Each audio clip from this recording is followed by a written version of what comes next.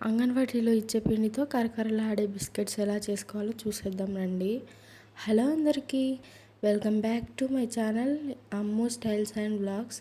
అందరూ ఎలా ఉన్నారు, బాగున్నారా? నేనైతే చాలా బాగున్నాను. ఫస్ట్ టైం మన ఛానల్ని చూస్తున్నట్టయితే సబ్స్క్రైబ్ చేసుకోండి. అంగన్వాడీలో ఇచ్చే పిండితో బిస్కెట్స్ ఓవెన్ లేకుండా ఇంట్లోనే సింపుల్ ప్రాసెస్లో ఎలా ప్రిపేర్ చేసుకోవాలో చూసేద్దాం రండి. ముందుగా ఒక మిక్సీ గిన్నెను తీసుకొని 2 కప్పుల బాలామృతం పిండి అయితే తీసుకుంటున్నాను. 2 కప్పుల బాలామృతం పిండికి 1/2 కప్పు షుగర్ వేసుకుంటున్నాను. పిండిలో ఆల్రెడీ షుగర్ ఉంటుంది కాబట్టి కొంచెం తక్కువ వేసుకుంటేనే టేస్ట్ బాగుంటుంది.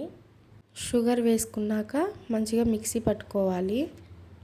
ఇప్పుడు ఒక బౌల్ తీసుకొని మిక్సీ పట్టుకున్న పిండిని అందులో వేసుకొని 2 కప్పుల బాలామృతానికి 1 కప్పు గోధుమ పిండిని తీసుకుంటున్నాను నేను.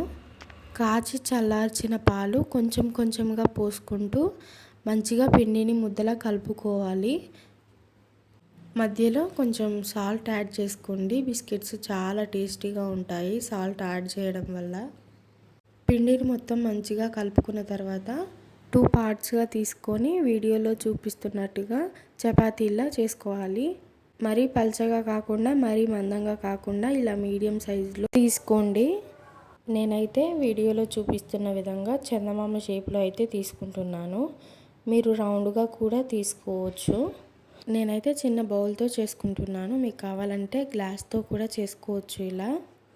ఇప్పుడు స్టవ్ మీద ఒక అడుగు మందం ఉన్న గిన్నె పెట్టుకొని దాని లోపల స్టాండ్ పెట్టుకోవాలి. నా దగ్గర స్టాండ్ అవైలబుల్గా లేదు కాబట్టి నేనైతే ఒక ప్లేట్ తీసుకున్నాను. మనం దేంట్లోకైతే కుక్ చేసుకోవాలనుకుంటున్నామో ఆ గిన్నెకు కొంచెం ఆయిల్ అయినా గీ అయినా అప్లై చేసుకోండి. అప్లై చేసుకున్న తర్వాత బిస్కెట్స్ని అందులోకి ట్రాన్స్ఫర్ చేసుకోండి. ఒక 40 to 50 మినిట్స్ కుక్ చేసుకున్నారంటే బిస్కెట్స్ రెడీ అయిపోతాయి. ఇవి కొంచెం టైం తీసుకున్న టేస్ట్ అయితే కరకరలాడుతూ చాలా బాగుంటాయి. పిల్లలైతే చాలా ఇష్టంగా తింటారు. ఇలాంటి ఇంకా మంచి రెసిపీస్ కోసం మన ఛానల్ని సబ్స్క్రైబ్ చేసుకోండి. బాయ్.